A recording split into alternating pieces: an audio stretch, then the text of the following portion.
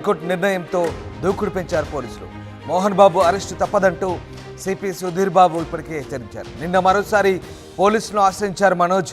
విష్ణు సహా మరో 6గురిపై ఫిర్యాదు చేశారు.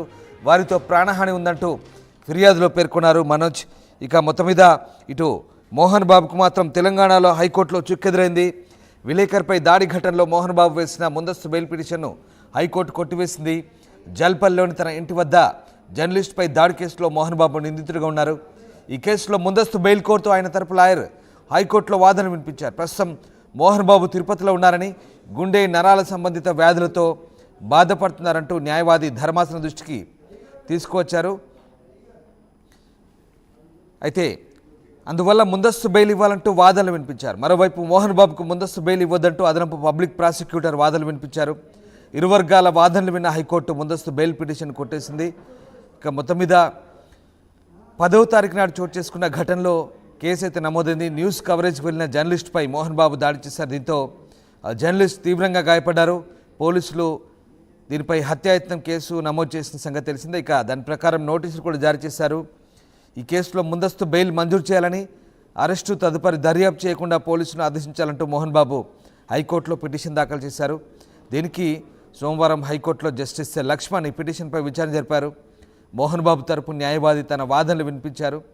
ఇది అనుకోకుండా జరిగిన ఘటన అంటూ ఆయన కోర్టుకు చెప్పే ప్రయత్నం చేశారు. అయితే మొత్తం మీద ఇటు బాధితుడి వాంగ్మూలం ప్రకారం కూడా కొన్ని సెక్షన్లు జోడించి ఈ కేసులో మోహన్ బాబు విచారణకు హాజరు కావాల్సిందేనంటూ ముందస్తు బెయిల్ మంజూరు చేయవద్దంటూ ఇటు బాధితుల తరపు అలాగే పబ్లిక్ ప్రాసిక్యూటర్ ప్రభుత్వం తరపు న్యాయవాది వాదించారు. దీంతో ఇరు వర్గాల వాదనలు విన్న న్యాయమూర్తి మోహన్ బాబు బెయిల్ పిటిషన్ అయితే కొట్టివేసిన పరిస్థితి కనబడుతోంది.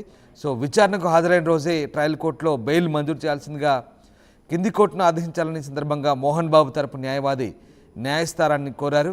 అయితే న్యాయవాది విజ్ఞప్తిని ధర్మాసనం తిరస్కరించింది. మోహన్ బాబు అరెస్టు విషయంలో అంతా చట్ట ప్రకారం జరుగుతోందని ఇప్పటికే రాచకొండ సిపి సుధీర్ బాబు తెలిపారు.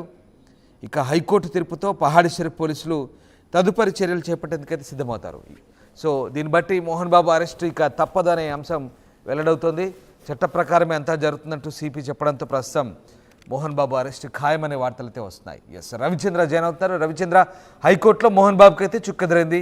అంతా చట్ట ప్రకారమే జరుగుతుందంటూ పోలీసులు చెప్తున్నారు. సో ఏం జరగబోతోంది? మోహన్ బాబు అరెస్టు తప్పదా? మీడియాపై మంచు మోహన్ బాబు చేసిన దాడి నేపథ్యంలో ఆయనపై పలు సెక్షన్ల కింద కేసు నమోదైంది.